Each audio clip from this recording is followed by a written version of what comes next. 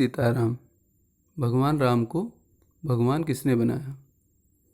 कई लोग कहते हैं कि भगवान राम को भगवान गोस्वामी तुलसीदास जी ने बनाया है।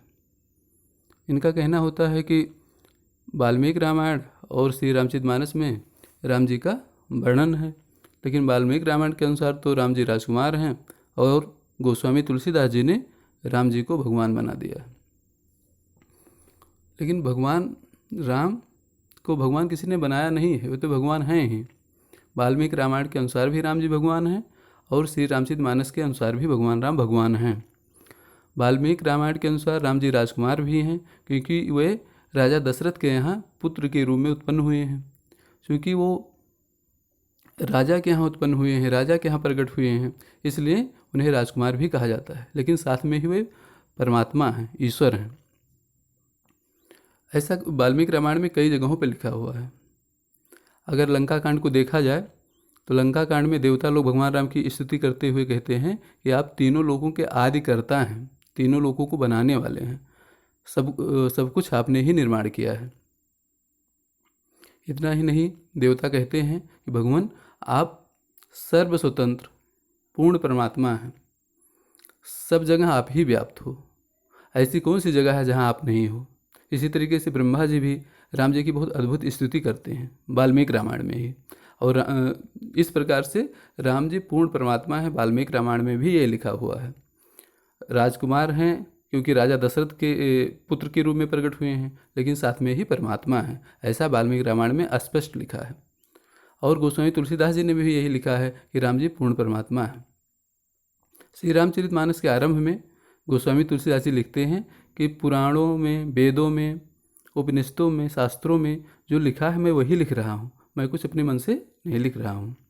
अर्थात गोस्वामी तुलसीदास जी ने भगवान राम को भगवान नहीं बनाया है।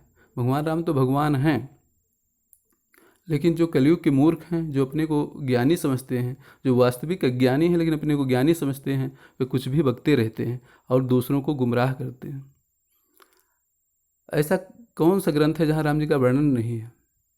अगर देखा जाए तो वेद, उपनिषद, पुराण, नीति ग्रंथ, स्मृति संहिता, महाभारत, रामायण और श्री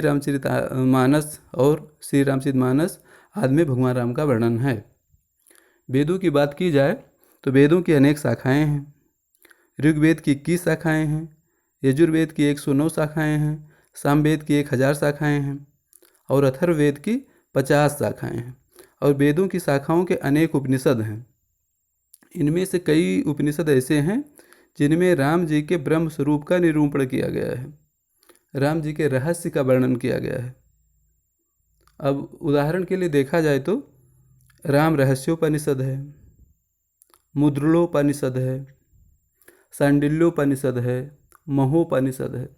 ये ऐसे उस उपनिषद हैं, ऐसे और कई उपनिषद हैं जिनमें राम जी के रहस्य का ही वर्णन है।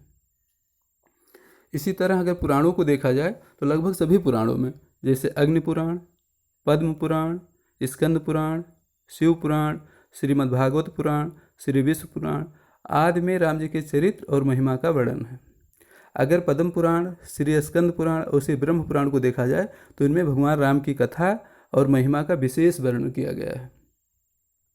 और तो और महाभारत में भी भगवान श्री राम की कथा और महिमा का वर्णन है। अनेक रामायण हैं। ग्रंथों के अनुसार 1-2 रामायण नहीं है, 100 करोड़ रामायण है। कितनी रामायण है? 100 करोड़। और सब में भगवान राम की कथा और महिमा का वर्णन है। श्री गर्ग संहिता में भी भगवान राम का वर्णन मिलता है। श्री सनत कुमार संहिता में भी भगवान श्री राम का वर्णन मिलता है। श्री सनत कुमार संहिता में तो राम जी की बहुत अद्भुत महिमा गाई है, पढ़ के मन प्रसन्न हो जाता है। श्री रामचरितमानस में कही गई प्रत्येक बात का उल्लेख किसी न किसी ग्रंथ में मिल जाता है। राम रहस्योपनिषद में तो यहाँ तक कहा गया है कि सभी पुराणों, स्मृतियों, वेदों, शास्त्रों, चारों विद्याओं तथा आध्यात्मिक दर्शन का परम तत्व भगवान श्री राम है। इतना ही नहीं, वहाँ लिखा है कि विघ्नेश्वर श्री गणेश जी, श्री सूर्यदेव जी, ईश्वर, शक्ति मतलब दुर्गा जी आदि के मूल तत्व भगवान श्री राम हैं। इस प्रकार राम जी की अतुलित महिमा है। सभी देवी देवताओं और चर अचर के मूल तत्व भगवान राम हैं, ऐसा ग्रंथों में वर्णन है। अतः राम जी को किसी ने भगवान नहीं बनाया है, वे तो भगवान हैं, बल्कि राम जी ने ही सबको बनाया है। अब ये भी बताना जरूरी है कि अगर ऐसा लोग समझते हैं कि केवल गोस्वामी तुलसीदास जी और वाल्मीकि जी ने ही राम जी के चरित्र का गायन किया है, तो यह भी गलत है, क्योंकि अनेक ऋषियों ने श्री राम जी के चरित्र का गायन किया है। अगर प्राचीन ऋषियों की बात की जाए तो श्री सनत कुमार जी, श्री वशिष्ठ जी, श्री विश्वामित्र जी और श्री वेदव्यास जी आदि ने भगवान राम की महिमा का गायन किया है। श्री सनत कुमार जी जो अपने आदि ऋषि हैं, उन्होंने श्री सनत कुमार संहिता में राम जी के चरित्र का बहुत अद्भुत गायन किया है। श्री वशिष्ठ जी ने योग वशिष्ठ नामक ग्रंथ में राम जी की महिमा का गायन किया है। श्री विश्वामित्र जी ने श्री राम रक्षा स्तोत्र में भगवान राम की महिमा का गायन किया है। इसी तरह से श्री वेद व्यास जी ने तो राम जी के चरित्र का बहुत गायन किया है, अनेकों पुराणों में राम जी के चरित्र का गायन किया है। और इन्होंने श्री अध्यात्म रामायण नामक एक पुस्तक लिखी है, एक ग्रंथ लिखा है, जिसमें राम जी की बहुत अद्भुत महिमा का गायन किया गया है। अगर श्री अध्यात्म रामायण को और श्री रामचरितमानस जी को देखा जाए तो दोनों में बहुत समानताएं हैं। इतनी समानता है कि आपको लगेगा कि श्री रामचरितमानस जी और अध्यात्म रामायण जी तो एक ही हैं। फिर भी कई मूर्ख हैं जो ऐसा कहते हैं कि गोस्वामी तुलसीदास जी ने भगवान राम को भगवान बना दिया है। भगवान राम को किसी ने भगवान नहीं बनाया है, भगवान राम भगवान हैं। और गोस्वामी तुलसीदास जी ने वही लिखा है जो ग्रंथों में लिखा है। और भगवान राम का वर्णन केवल श्री रामचरितमानस और वाल्मीकि रामायण में नहीं है, बल्कि वेद से लेकर श्री हनुमान चालीसा तक है। तो जो लोग ऐसा कहते हैं कि भगवान राम को गोस्वामी तुलसीदास जी ने भगवान बना दिया है, वह महामूर्ख हैं, कलयुग के अज्ञानी हैं।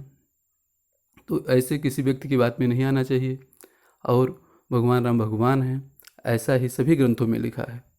जय श्री राम, जय जय श्री सीताराम।